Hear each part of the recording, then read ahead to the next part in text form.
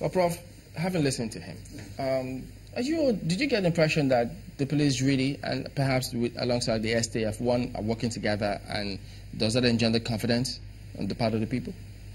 Well, they may be working together. In terms of the results? Yeah, in terms of information sharing and all that. But at the operational level, I don't think they are, from what he's saying. The police really does not have the competence to fight guerrillas, the people who are coming in from the mountains and attacking in the night. That is not their competence. So that's why we need to have the STF be more effective, being expanded on ground.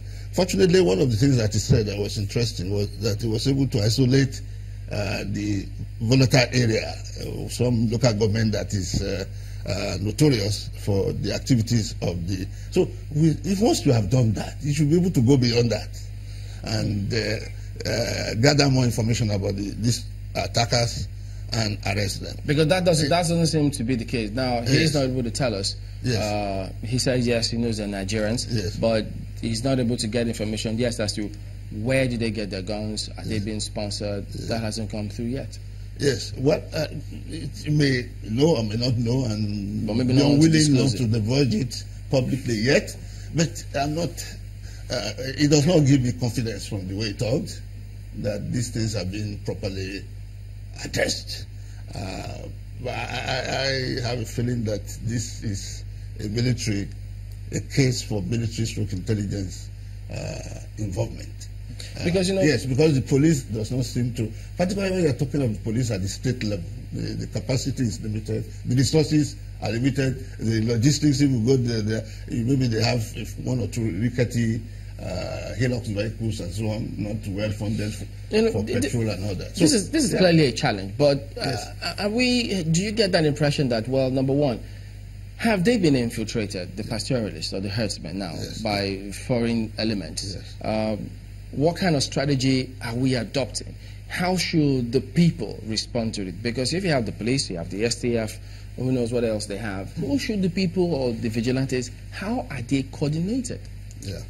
Well, let me say something quite different from your approach. I think that the president of Nigeria is a Fulani.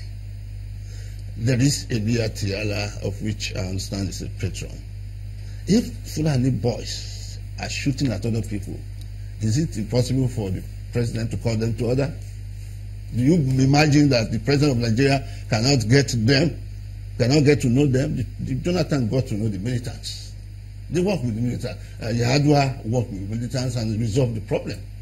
So we are not talking of our president, whose people ostensibly, because when you keep talking about Fulani herdsmen, I'm not sure whether they're actually Fulani or there are other criminals, but if they're really Fulanis, I think that the problem is a cultural sociological approach, which is even makes security approach unnecessary. It's a civil barbar approach in which the president says, I don't want to hear this anymore. We are to get those boys to stop. Unless there's a different agenda that we don't know. Unfortunately, it is not even good for the president that these things are happening.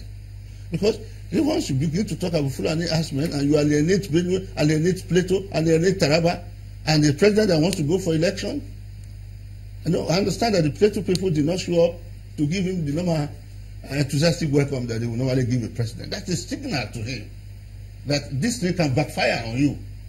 Unless you want to win the election, the way things are today is such that you have alienated so many areas, even among your supporters.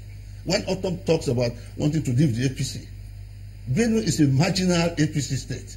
Plateau is a marginal APC state. So, and then you go there, and your people, you feel like the people are killing people. They are doing it. They are creating problems for you. So you need to solve that problem. You need to take the bull by the horn. They are creating problems for you. If you want to contest again, these people are undermining your ability to win. From the look of things, yes. Do you see us addressing this problem, and perhaps when? How long? Well, we had better address it. Unfortunately, we were thinking that 4 years of Buhari will lead to democratic consolidation. But we have been taken back. The narrative has changed. We are talking of the narrative colonies, of Fulani herdsmen, of even will that help? some erratic professors talking about Fulani ruling forever. That's not the narrative we should be going. We should be talking about how to improve our democracy.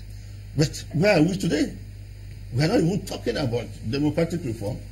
We are even still at the stage where we are talking about how we are not finished with Boko Haram. We are battling with Fulani herdsmen. And that's not going to be nice. Unfortunately, it is the consequences are worse for Buhari than for the rest of us.